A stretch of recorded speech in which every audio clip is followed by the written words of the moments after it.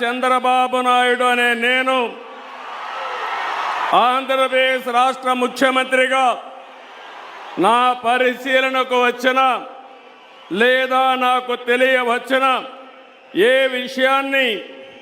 నా కర్తవ్యాలను సక్రమంగా నిర్వహించేందుకు అవసరమైన మేరకు తప్ప ప్రత్యక్షంగా కానీ పరోక్షంగా కానీ ఏ వ్యక్తికి లేదా వ్యక్తులకు తెలియపరచనని లేదా వెల్లడించని దైవ సాక్షిగా ప్రమాణం చేస్తున్నాను.